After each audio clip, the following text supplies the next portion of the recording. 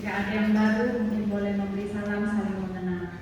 Bapak Ibu Saudara yang dikasihi Tuhan, kita datang di hadapan Tuhan dengan sungguh hati, membawa segala keberadaan kita kepada Tuhan. Dan Tuhan Allah hadir di tempat kita, di tempat ini. Mari kita masuk dengan satu pengakuan bahwa pertolongan dalam ibadah kita pada hari ini adalah dari Tuhan Allah yang menjadikan langit dan bumi, yang memelihara kesetiaan-Nya sampai selama-lamanya dan tidak pernah meninggalkan perbuatan tangannya. Turunlah atas kita sekalian anugerah dan damai sejahtera dari Tuhan Yesus Kristus. Amin. Silakan duduk mengambil doa teduh.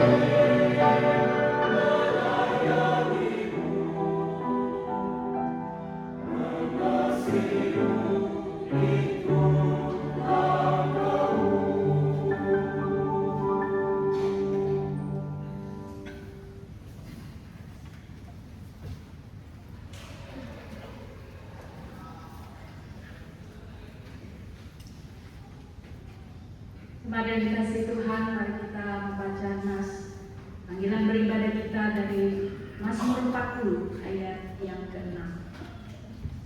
Banyaklah yang telah Kau lakukan ya Tuhan Allahku, perbuatan-Mu yang ajaib dan maksud-Mu untuk kami.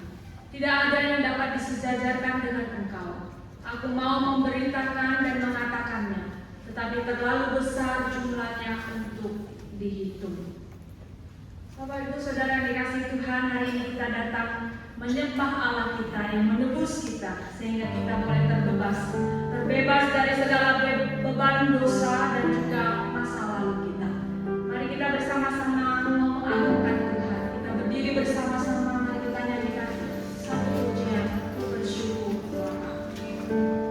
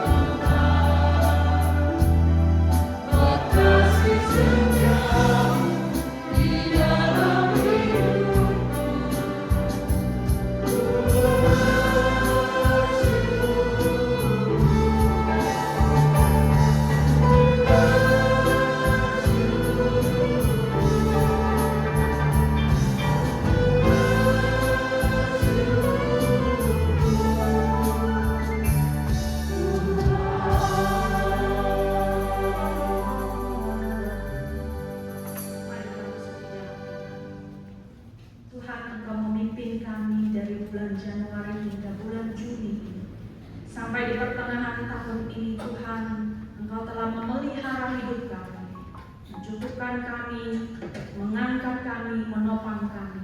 Tuhan, siapakah kami sehingga Engkau begitu menghargai dan mengasihi kami. Tuhan, tentu dalam hidup kami ada hari-hari yang kami lewati yang mendukakan Tuhan, kiranya Tuhan mengampuni kami. Tuhan, menyucikan kami. Ada banyak masa lalu kami, Tuhan, Engkau telah menebus kami dan bahkan mengangkat kami, membuangkan segala kepahitan, memberikan sukacita hari ini pada kami. Tuhan, namun kami sadar bahwa terkadang kami masih dibayang-bayangi oleh berbagai masa lalu kami, membuat kami sungguh kadang meragukan Engkau, Tuhan. Ketika kami datang pagi ini hendak bersyukur kepada Tuhan, biarlah hati kami dipenuhi ucapan syukur, karena Tuhan yang mengampuni kami, Tuhan yang menyangkupkan kami untuk melihat ke depan masa depan kami. Tolonglah hari ini ketika kami mendengar firman Tuhan, kami sungguh diteguhkan, dikuatkan iman kami. Kami tahu apa yang harus kami lakukan sebagai pengikut Engkau ya Tuhan Yesus Kristus. Kami datang menyerahkan gereja kami dengan segala pelayanan dan program yang ada, khususnya kebaktian satu yang hendak melakukan kebersamaan di bulan Agustus. Kami berdoa, Tuhan pimpin, Tuhan berkati. Tuhan tolong setiap jemaat yang bisa ikut, boleh mengambil bagian, ikut serta ya Tuhan. Sehingga ketika kami di dalam kebersamaan, khususnya di kebaktian satu, segala pelayanan yang kami lakukan malah memuliakan nama Tuhan. Bapa di surga, kami menyerahkan juga untuk pelayanan-pelayanan gereja kami yang lain. Tuhan pimpin, Tuhan berkati. Kami berdoa menyerahkan bangsa dan negara kami, Tuhan.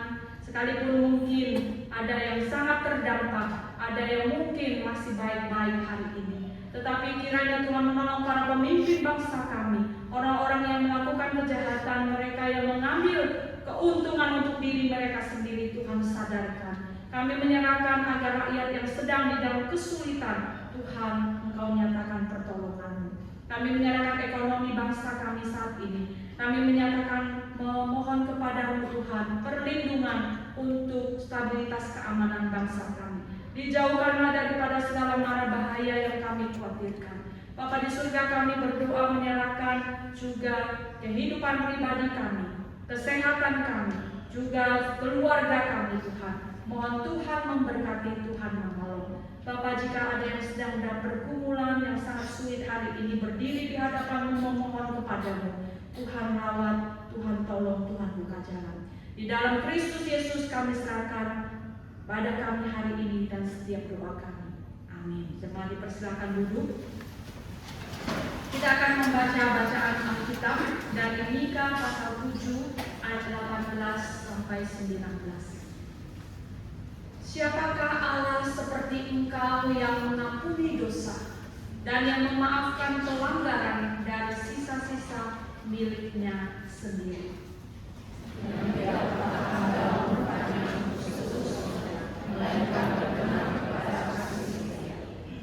Biarkanlah Ia kembali menyayangi kita, menghapuskan kesalahan-kesalahan kita, dan melemparkan segala dosa kita ke dalam tubir-tubir laut.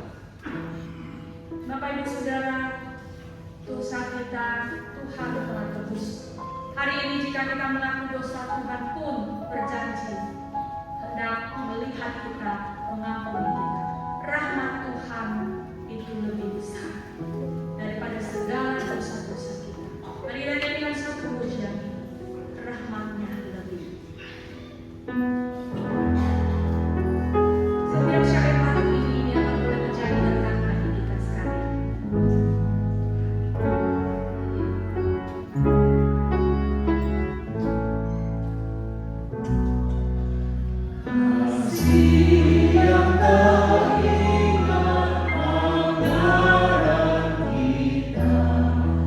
Oh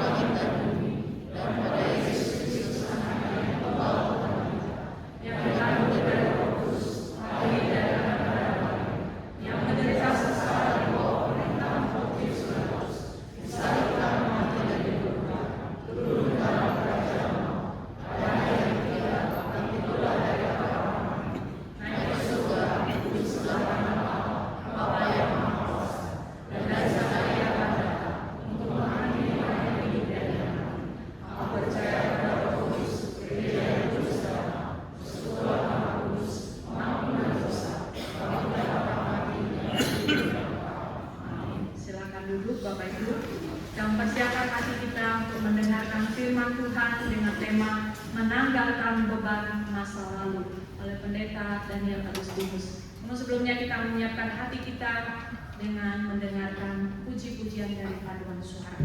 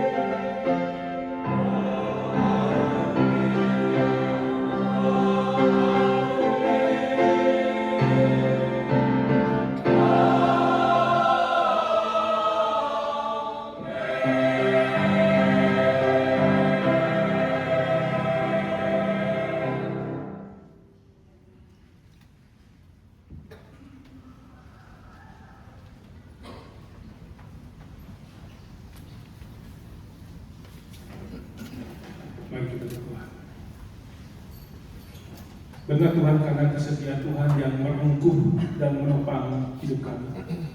Itu yang membuat kami ada sebagaimana ada saat ini. Dan lebih daripada itu, bagaimana kesetiaan Tuhan begitu konkret dan nyata, menjadi sumber kekuatan bagi kami untuk tetap optimis tatkala kami menghadapi hari esok. Ajari kami untuk lebih percaya lagi kepada Tuhan.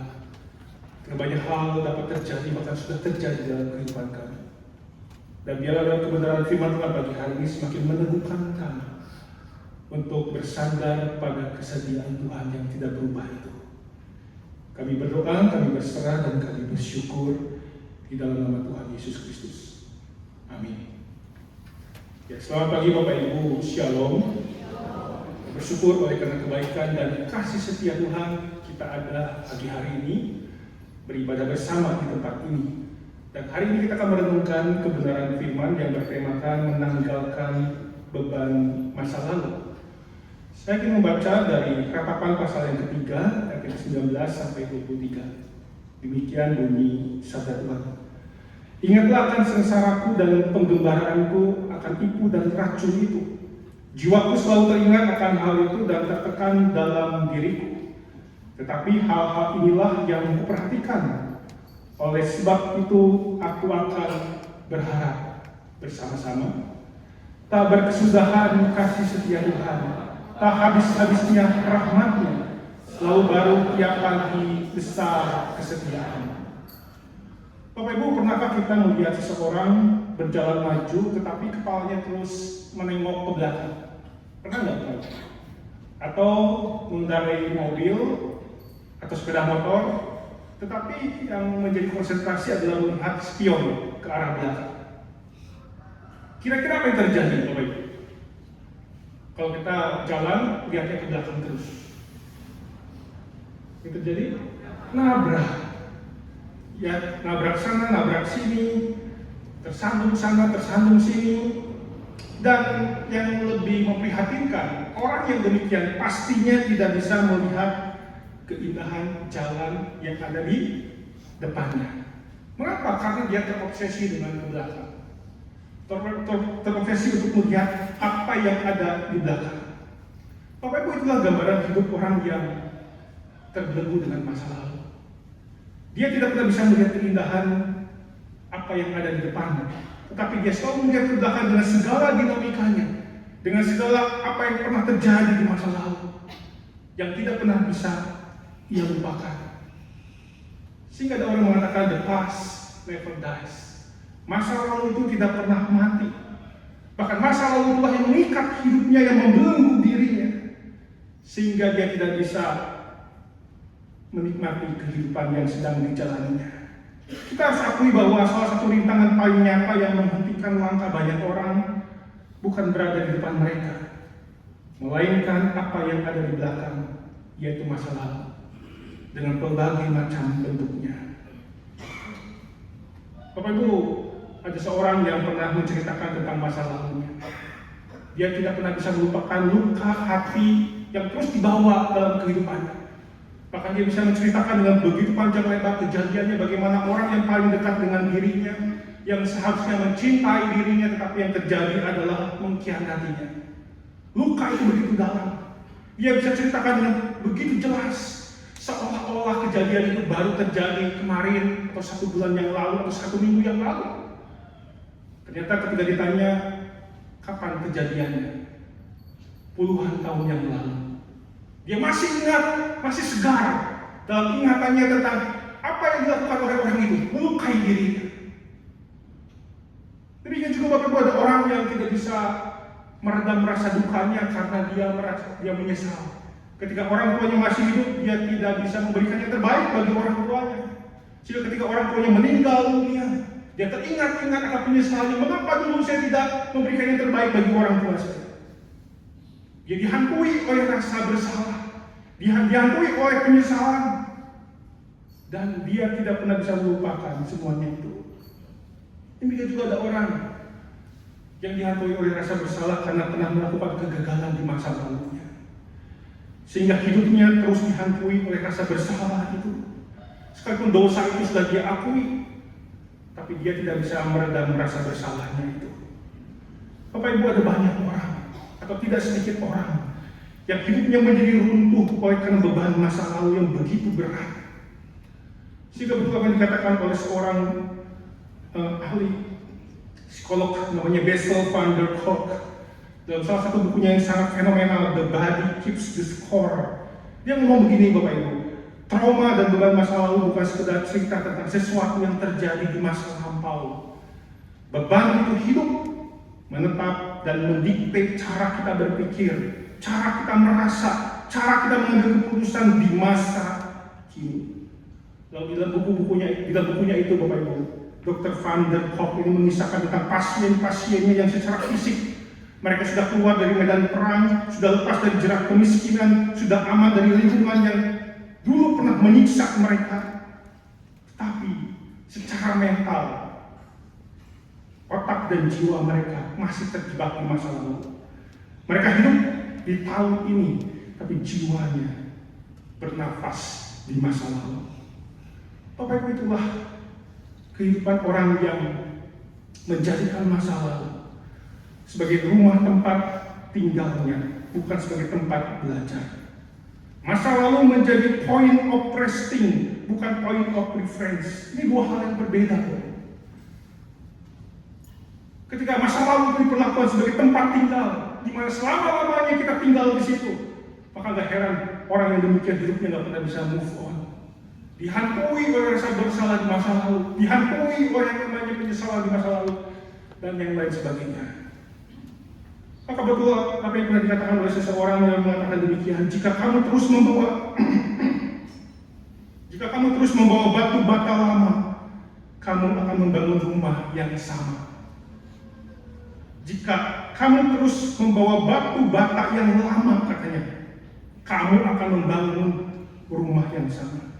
Jika kita terus membawa luka, trauma, sakit di masa lalu dalam kehidupan kita, maka masa depan kita hanya akan menjadi sebuah cerminan dari masa lalu tersebut. Kita akan selalu dikalahkan oleh situasi sulit yang pernah kita alami di masa lalu. Dan itu menjadi sebuah pengulangan yang tidak pernah selesai. Bapak Ibu, seringkali kita meminta kepada Tuhan akan masa depan yang indah. Seringkali kita memohon kepada Tuhan untuk bisa menikmati hidup yang terbaik saat ini. Kita ingin bersuka cita, kita ingin menikmati berkat Tuhan.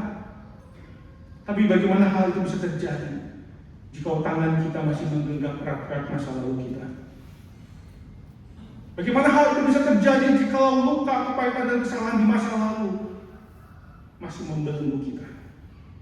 Ingat Bapak Ibu, Tuhan ingin kita menang atas beban masa lalu. Tuhan ingin kita menikmati kehidupan yang terbaik. Itu sebabnya pada pagi hari ini kita akan belajar dari kitab Ratapan yang ditulis oleh Yeremia. Bagaimana ia pun mengalami beban masa lalu yang tidak mudah, tapi bagaimana dia menghadapinya dengan cara yang paling elegan, sebagaimana yang Tuhan kehendaki.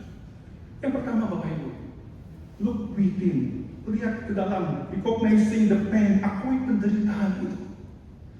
Ini sebuah langkah yang paling penting, langkah pertama. Sebagaimana juga yang dilakukan oleh Yeremia, tidak bisa menyembunyikan kegetiran hatinya. Dia tidak bisa tampil pura-pura kuat di tengah kenyataan dirinya yang rapuh. Dia juga tidak bisa memendam kesusahannya dengan memalsukan kebahagiaan, sehingga orang melihat dirinya semuanya it's okay, semuanya baik-baik saja, semuanya nggak ada masalah. Kadang-kala Bapak Ibu, tidak sedikit orang terjebak dengan yang namanya positivity toxic. Berusaha mengingkari kenyataan hidupnya yang sulit dengan memaksa diri untuk terlihat bahagia. Padahal dia sedang mengalami kesulitan. Padahal dirinya sedang dirundung oleh kesengsaraan. Justru kita belajar dari Yeremia. Ia datang kepada Tuhan. Dia mengungkapkan kesengsaraannya itu. Karena ingatan masa lalunya yang membuat jiwanya tertekan. Seperti dikatakan di ayat 19 sampai 20. Ingatlah akan sengsaraku dan pengembaraanku, akan tipu dan racun itu. Jiwaku selalu teringat akan hal itu dan tertekan dalam diriku. Dalam hal ini Bapak Ibu, Yeremia berdoa kepada Tuhan, Tuhan ingatlah akan aku, ingatlah akan sengsaraku, seolah-olah dirinya sedang meminum racun yang mematikan. Itu menggambarkan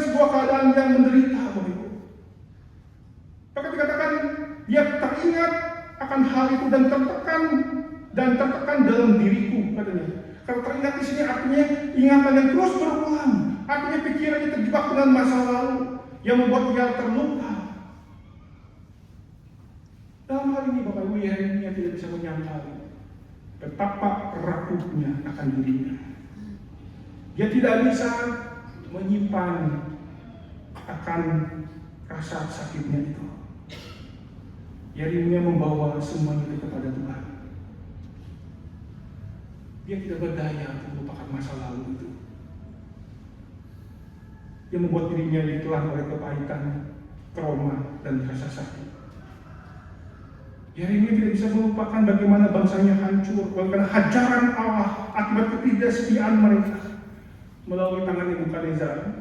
Yang melihat langsung bagaimana pembantaian terjadi, api yang menghanguskan Yerusalem, temboknya diruntuhkan, bait suci dihancurkan, ada banyak keluarga tercerai berai, banyak orang dibuang ke Babel, penderitaan di mana-mana, dan itu menjadi sebuah memori buruk yang ada di dalam kepala Yeremia.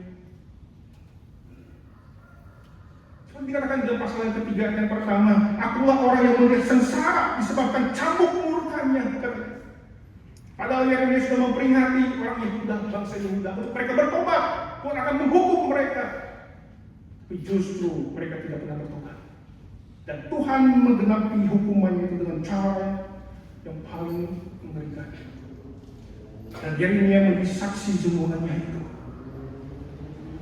Dia sedih melihat semuanya itu. Dia menderita melihat semuanya itu. Yeremia begitu menyatu dengan Yehuda dan rasa sakit mereka, sehingga penderitaan mereka menjadi penderitaan dirinya. Yeremia mengakui bahwa penderitaan masa lalu masih terasa sangat nyata membebani jiwanya. Sehingga dia mengatakan, aku tertekan, katanya. Inilah semua gambaran yang jujur dari jiwa Yeremia yang kehilangan energi, yang kehilangan semangat, seolah-olah dia tidak punya harapan. Imannya roboh. Dan dalam hal ini Bapak Ibu, Yeremia tidak bisa berpura-pura kuat. Dia datang dengan jujur, menyatakan penderitaannya di hadapan Tuhan. Bapak Ibu, ini adalah sebuah poin yang penting untuk kita juga lakukan. Ketika kita menghadapi masa lalu yang kelam, ketika kita dirudung oleh penderitaan yang hebat, maka datanglah kepada Tuhan, akui dengan jujur semuanya itu. Tuhan ingin kita datang kepadanya, mendengar segala keluh kesah kita, ketakutan kita, trauma kita, luka batin kita. Tuhan ingin mendengar semuanya itu dari kita. Karena ingat, Tuhan dekat kepada orang-orang yang patah hati, dan Ia menyelamatkan orang-orang yang remuk jiwanya. Dan Dialah pribadi yang paling peduli dengan kita. Mungkin orang terdekat dengan kita terbatas untuk bisa mendengar keluh kesah kita, bahkan bisa disalah mengerti, tapi tidak dengan Tuhan. Dia tidak pernah terganggu dengan uraian beban kita yang kita utarakan kepadanya. Berhentilah berpura-pura kuat, bawa luka itu kepadanya. Dia selalu siap mendengar setiap seruan dan cerita kita. Ingat bahwa ketika kita datang mengakui semuanya itu di hadapan Tuhan, bukan karena kita kurang iman, tapi itulah realitas yang sesungguhnya dari diri kita yang rapuh. Kita bukan Superman, tapi kita adalah Superman bukan, yang rapuh. Yang kedua, Bapak Ibu, bukan hanya sekedar look within, lihat dalam diri kita, akui dengan jujur akan rasa sakit kita, tapi juga look back, katanya, reframing the memory, pilih apa yang kita ingat. Yeremia mengerti betul bahwa ia tidak bisa terus berfokus pada masalahnya dan tinggal di sana. Ia tidak pernah bisa membiarkan pikirannya dipenuhi dengan ingatan masa lalunya yang kelam itu. Sebab di sana, di masa lalu itu tidak pernah ada harapan, selain membuat dirinya semakin terpuruk, makin dalam di dalam penderitaan, di dalam kesedihan, di dalam keputusasaan. Yeremia tidak pernah ingin berakhir di sana. Dia tidak pernah membiarkan dirinya terjebak dalam hubungan lumpur keputusasaan. Itu sebabnya Bapak Ibu Yeremia memutuskan untuk keluar dari lumpur tersebut. Itu artinya dia harus memilih apa yang harus dia ingat. Dia harus keluar dari penjara pikirannya yang terus dibelenggu oleh masa lalu. Sebagaimana yang dikatakan dalam ayat yang ke-21, dan ini menjadi titik balik. Dikatakan, tetapi hal-hal inilah yang kuperhatikan. Oleh sebab itu, aku akan berharap. Terjemahan The Message itu lebih jelas Bapak Ibu. Tetapi ada satu hal lain yang kuingat, dan dengan mengingatnya, aku tetap menggenggam erat harapan. Di sini kita melihat sebuah kontras perubahan yang terjadi dengan Yeremia, Bapak Ibu. Di ayat 19 sampai ayat 20 seolah-olah Yeremia dikuasai oleh ingatan masa lalunya, dan seolah-olah dia tidak berdaya dengan masa lalunya itu. Tapi ayat yang ke-21 dengan sebuah keputusan yang paling penting, Yeremia menguasai pikirannya itu. Yeremia memutuskan untuk mengingat hal yang lain, katanya, yang bisa membangkitkan imannya, yang bisa menumbuhkan pengharapannya. Seolah-olah Yeremia berkata, stop, aku tidak mau larut dalam kesedihan lagi. Ada satu hal yang mau kuingat kembali, dan ingatan itulah yang bisa membuat aku optimis menatap hari esok.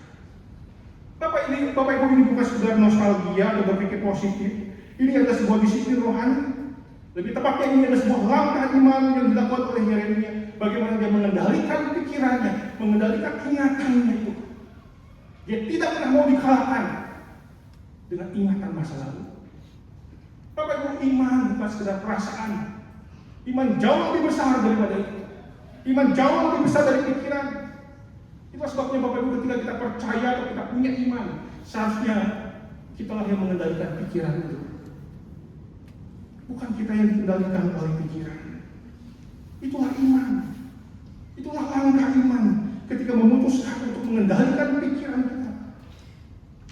Kita tidak lagi mau ingat dengan masa lalu yang kelam itu. Tetapi justru aku mau mengingat masa lalu yang lain, yang indah, yang positif, yang bisa membangkitkan pengharapan dan iman. Dan apa yang dilakukan oleh Yeremia? Apa yang dia ingat? Kasih setia Allah yang tidak berkesudahan, yang tidak pernah berubah, yang tidak berkesudahan, selalu baru tiap pagi rahmat-Nya. Ketika Yeremia mengingat kasih setia Tuhan, ingat ini bukan sekedar sebuah kualitas karakter Allah yang luar biasa. Tapi ini adalah sebuah hal yang nyata yang pernah dialami oleh Yeremia. Bagaimana kasih setia Tuhan itu begitu nyata dalam pengalaman kehidupannya di masa lalu. Dan itulah yang hendak diingat oleh Yeremia. Sama Bapak Ibu seperti Asaf di Mazmur 77. Kalau kita melihat Mazmur ini Bapak Ibu, ayat pertama, ayat yang kedua sampai ayat yang ke-10, Mazmur ini didominasi oleh kata aku berseru-seru, jiwaku enggan dihibur. Apabila aku mengingat Allah, maka aku mengerang, katanya. Seolah dalam hal ini Bapak Ibu, Asaf memfokuskan dirinya kepada dirinya sendiri, lukanya, masalahnya, masa lalunya, jiwanya yang tenggelam dalam penderitaan. Tapi yang menarik di ayat yang ke-12 sampai 13, Asaf merubah fokus hidupnya secara radikal dari dirinya kepada apa? Kepada perbuatan Tuhan. Dikatakan aku hendak mengingat perbuatan Tuhan. Ya, aku hendak mengingat keajaiban-keajaiban-Mu dari zaman purbakala. Aku hendak menyebut-nyebut segala pekerjaan-Mu dan merenungkan perbuatan-perbuatan-Mu. Bapak Ibu, inilah sebuah pilihan yang dilakukan oleh Asaf, sang penulis Mazmur. Dia tidak mau terobsesi dengan penderitaan yang sedang dia alami, tapi dia mau mengarahkan pikirannya, ingatannya, memorinya kepada apa yang Tuhan telah lakukan sebagai ungkapan kasih setianya. Di sana dia menemukan keajaiban demi keajaiban, kebaikan demi kebaikan yang Tuhan nyatakan kepada umatnya. Bapak Ibu yang terkasih dengan Tuhan Yesus, cara melepaskan masa lalu yang kelam bukanlah dengan amnesia atau melupakannya secara total. Sebab memang itu tidak mungkin terjadi, bukan? Melainkan dengan menimbun atau menenggelamkan memori kelam dengan memori tentang karya Allah yang nyata dalam kehidupan kita sebagai ungkapan kasih setianya. Ini adalah solusi yang kelihatannya paradoks, bahwa obat untuk luka akibat mengingat masa lalu adalah dengan mengingat masa lalu yang lain. yaitu mengingat akan karya Tuhan. Bagaimana kita mengingat Tuhan telah menolong kita di masa lalu? Bagaimana Tuhan melindungi kita di tengah kita mengalami banyak sekali goncangan? Bagaimana Tuhan menjawab doa-doa kita? Bagaimana Tuhan menyembuhkan kita dari sakit penyakit? Bagaimana Tuhan menyatakan berkat-berkat yang melimpah? Dan yang lain sebagainya. Bapak Ibu yang terkasih dalam Tuhan Yesus, itulah cara bagaimana kita mengatasi masa lalu. Look back. Mari kita memutuskan untuk memikirkan yang lain. Hal-hal positif, karya Tuhan yang nyata di masa lalu, yang semuanya itu bisa menggugah iman kita dan menumbuhkan pengharapan kita. Seorang penulis bernama Chip Ingram, dalam salah satu bukunya yang cukup populer, I Am With You Always, aku menyertaimu senantiasa mengalami masa-masa sulit. Dia memberikan sebuah solusi yang sangat praktis untuk mengatasi beban masa lalu dengan cara apa? Mindset shifting, mendisiplinkan memori kita, memaksa otak kita untuk beralih kepada memori-memori di masa lalu akan karya Tuhan. Ini butuh dipaksakan, butuh disengaja, butuh dikondisikan. Dan ini adalah sebuah tindakan iman. Itu sebabnya Bapak Ibu sebagai orang percaya, kita harus rajin menulis. Tapi karena kita orang yang cepat lupa, jadi rajinlah menulis dalam jurnal rohani kita akan apa yang Tuhan lakukan dalam kehidupan kita. Tulis semuanya itu ketika kita mengalami kesulitan, kita teringat kembali dengan masa lalu yang buruk, buka tulisan kita itu, buka jurnal rohani kita. Di sana kita diingatkan kembali apa yang sudah Tuhan lakukan di masa lalu. Kebaikan-kebaikannya yang begitu melimpah. Saya percaya Bapak Ibu kita melihat ke belakang ada banyak kebaikan Tuhan, amin. Yang kadang-kala dengan mudah kita lupakan. Yang kadang-kala kita melihatnya dengan buram. Karena kita terobsesi dengan masa lalu buruk yang pernah terjadi. Mari kita punya kebiasaan yang baru untuk kita belajar melihat look back segala kebaikan, melihat segala kebaikan Tuhan, segala keajaiban yang pernah Tuhan nyatakan kepada kita. Dan itulah sebuah pengalaman yang berharga. Bagaimana kita mengalami kasih setia Tuhan secara konkret, secaranya di masa lalu kita. Yang terakhir, bukan sekedar look within, lihat diri, akui segala penderitaan kita. Look back, set pikiran kita untuk mengingat hal-hal yang menggugah iman kita.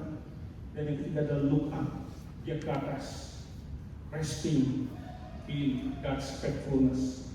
Mari kita bersandar pada kesetiaan Tuhan yang besar, seperti yang dilakukan oleh Yeremia, yang mengerti betul bahwa harapan itu ada pada kesetiaan Tuhan.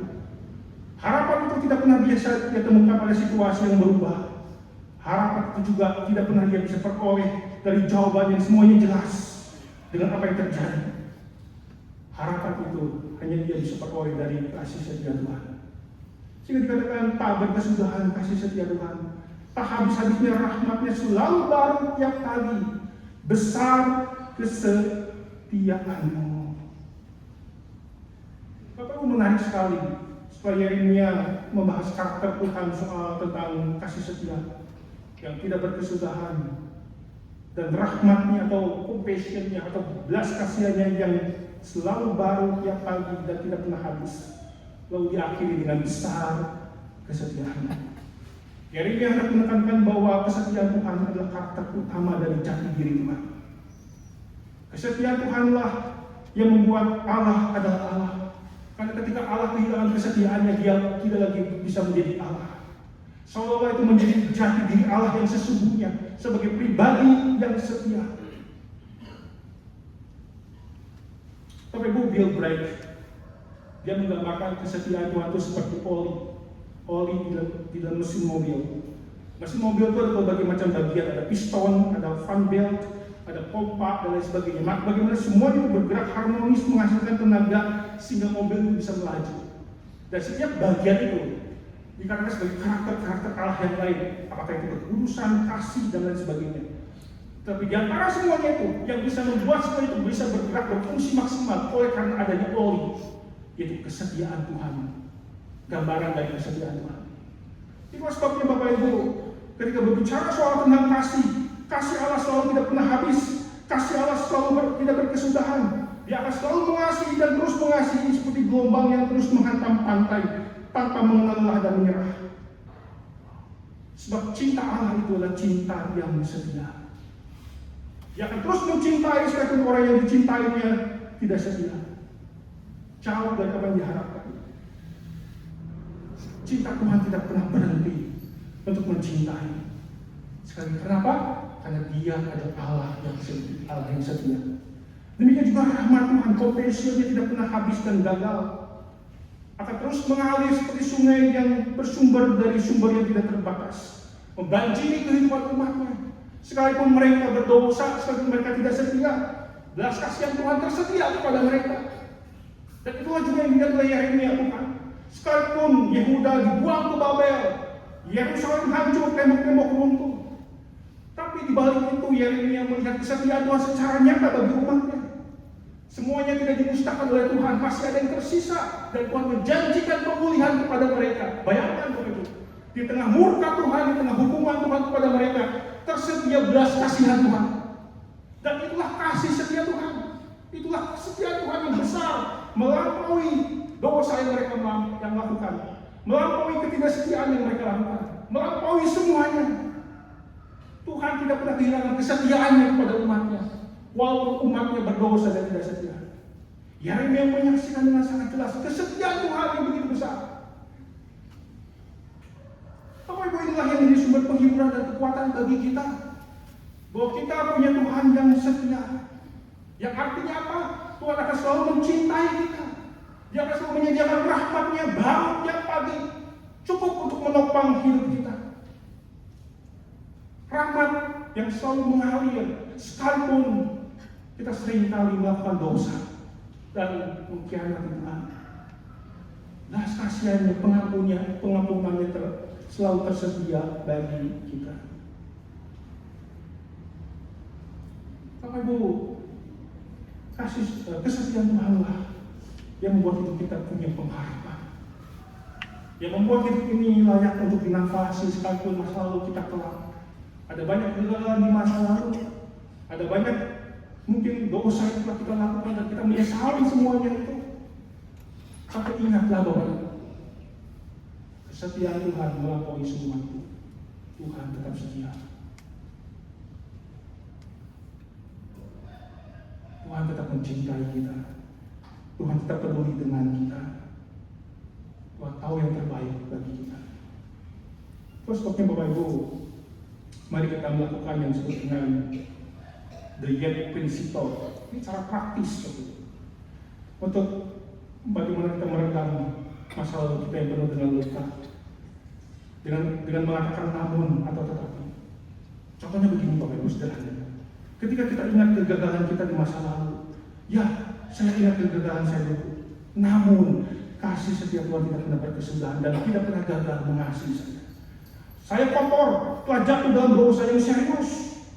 Namun rahmat-Nya selalu baru bagi saya, mengampuniku dan memberikan kesempatan bagi saya untuk hidup kudus.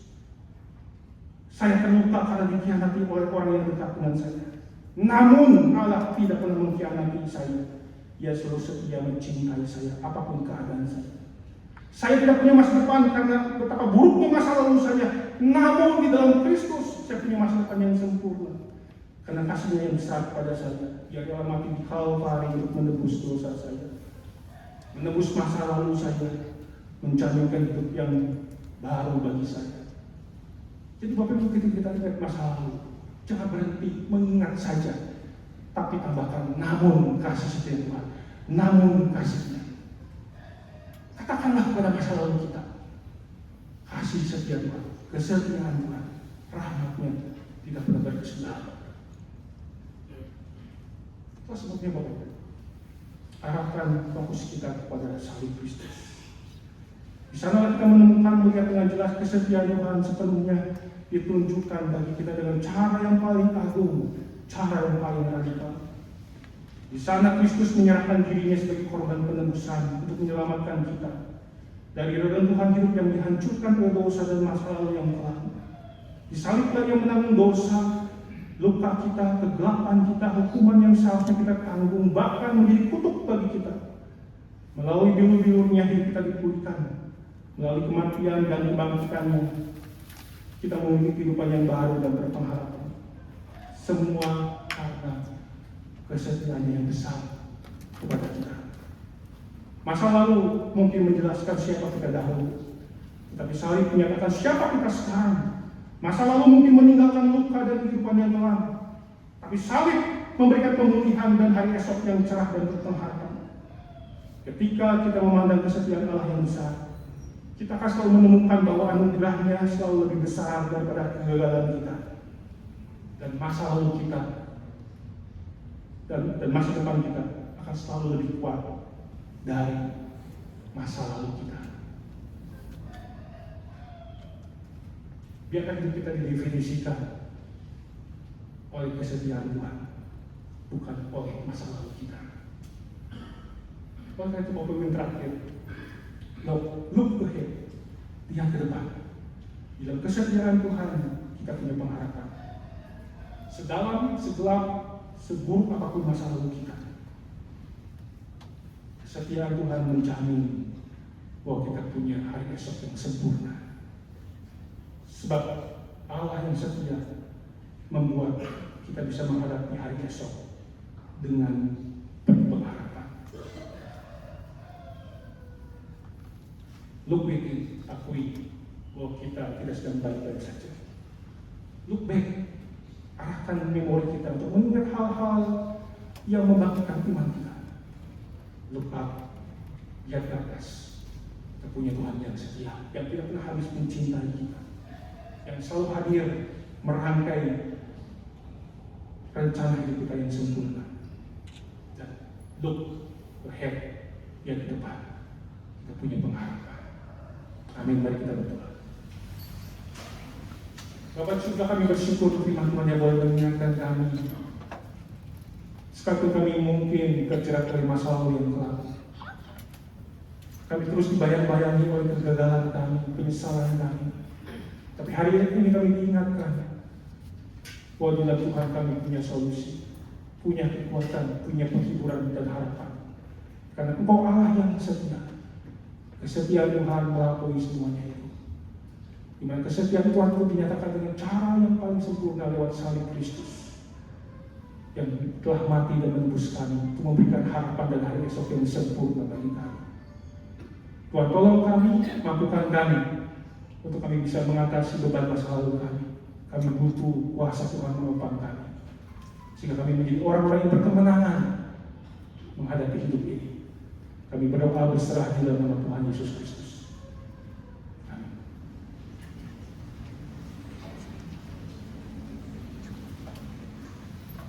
Puji Tuhan, kita diberkati dengan kebenaran firman Tuhan. Apapun masa lalu kita memiliki harapan di dalam Tuhan. Tuhan menolong kita. Mari kita akan memberikan persembahan yang terbaik. Kita bawa kepada Tuhan. Kita akan menyanyikan satu pujian bahwa di dalam Tuhanlah kita memiliki pengharapan. Bukan dengan kekuatan kita dapat jalani hidup kita. Ku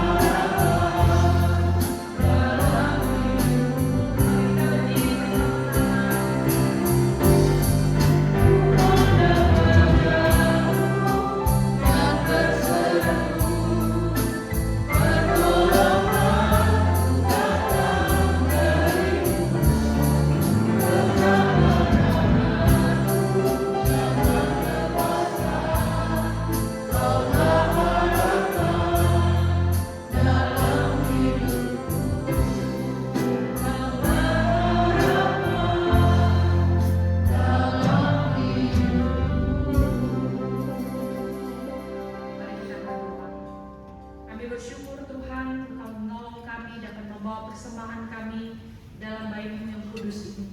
Kuduskanlah persembahan ini, dan boleh dipakai untuk memperluas pelayanan Tuhan yang ada di gereja kami. Berkati setiap tangan-tangan yang telah memberi atau belum sempat memberi, Tuhan berkati sehingga kehidupan kami boleh memuliakan Tuhan. Di dalam Kristus kami mengucap syukur. Amin. Silakan duduk Bapak Ibu Saudara yang dikasihi Tuhan. Ada beberapa warta kiranya boleh kita simak bersama. Kami menyambut jika ada yang baru pertama kali hadir mengikuti kebaktian pertama di Daily Income Batu Jati. Apakah ada? Jika belum, mungkin ini juga menjadi doa kita supaya minggu-minggu depan ada saudara-saudara yang baru boleh hadir bersama kita. Kebaktian pada minggu depan adalah kebaktian hari ayah, hari bapak. Dan biarlah kita boleh mempersiapkan hati, mengajak para pria atau suami ya, khususnya orang tua kita, bapak yang boleh hadir bersama-sama menikmati ibadah hari ayah. Kemudian kebaktian doa secara onsite jam 5 sore. Hati seorang ayah akan membahas firman Tuhan ini. Mari kita hadir jam 5 sore secara onsite di tempat ini. Pada malamnya jam 7 juga ada kebaktian lewat Zoom, kebaktian doa lewat Zoom jam 7 malam. Hari Rabu kiranya kita boleh melihat link Zoom dan mengikutinya. Kemudian pada hari Jumat tanggal 18 ada Lydia jam 4 sore ya. Si wanita Lydia adalah untuk kaum wanita di bawah usia 60 tahun ke bawah, dan mengajak ibu-ibu sekalian boleh hadir bersama-sama di dalam si wanita Lydia ini. Kemudian ada Usinda pada tanggal 19 Juni nanti, kiranya boleh menjadi perhatian kita. Jam 9 pagi boleh mengajak orang-orang tua untuk hadir bersama-sama di dalam ibadah Usinda hari Sabtu jam 9 pagi. Ini acara yang dinantikan, simak baik-baik. Kebersamaan kaum satu. Di mana tempatnya?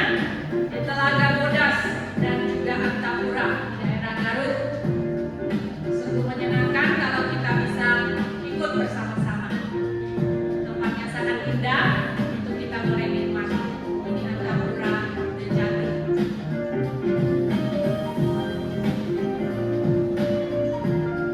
Pendaftaran mulai hari ini sampai kuota habis, jadi segeralah mendaftar. Biayanya adalah 295.000 per orang. Ini dari kita untuk kita, acara kebersamaan kebaktian umum pertama. Mari kita mendaftar. Nanti setelah selesai kebaktian, di bawah di belakang dekat perpustakaan ada tempat pendaftaran. Bapak Ibu bisa mendaftar dan langsung membayarnya. Bapak Ibu, kita perlu membayar untuk kita bisa ada dana untuk bis dan lainnya. Kita juga mendapat makan sebentar ini ya, potlucknya sebentar. Kebersamaan GIK Tujati ini perlu dijelaskan ya. Tanggal 25 Agustus, jadi bukan minggu depan Bapak Ibu ya. Tanggal 25 Agustus, masih lama. Kalau mau nabung-nabung dulu bisa gitu ya. Boleh mengajak keluarga bersama-sama, khususnya jemaat KU1 gitu ya. Supaya ini kuota kita untuk kita dan kita semua boleh menikmati. Bapak Ibu Saudara dikasih Tuhan, kita akan naik bis ke Garut. Kemudian sampai di sana jangan takut jalan kaki jauh, karena masih ada angkot yang bisa mengantar kita sampai di tujuan. Jadi kita boleh menikmati perjalanan ini. Bapak Ibu akan mendapatkan makanan berat, ada snack, dan perjalanan kita pasti Tuhan pelihara ya. Mari bergabung bersama di dalam kebersamaan jemaat KU1 ini dan segera mendaftar. Bapak Ibu Saudara yang dikasih Tuhan, juga ada pengumuman minggu depan di kebaktian 1, sekali lagi khusus kebaktian 1 ini banyak spesialnya. Mengajak Bapak Ibu bersama-sama untuk perjamuan kasih. Jadi Bapak Ibu boleh membawa jika ada kue, biskuit atau apa yang Bapak Ibu ingin bawa untuk dinikmati bersama teman-teman, saudara-saudara seiman. Bapak Ibu boleh membawanya ya. Nggak harus bawa 200 pieces baru namanya bawa perjamuan kasih. Boleh sedikit juga gitu ya. Mungkin 20, 10, 15 boleh ya. tentu adalah satu bagian kita bersama-sama mengambil bagian. Mungkin itu pengumuman dari saya hari ini. Mari kita berdiri bersama-sama, kita akan mengakhiri kebaktian kita. Jika Bapak Ibu masih ada yang mau ditanyakan tentang warta, boleh menghubungi kami ataupun para pengurus. Tanyakan satu pujian sampai akhir hidup.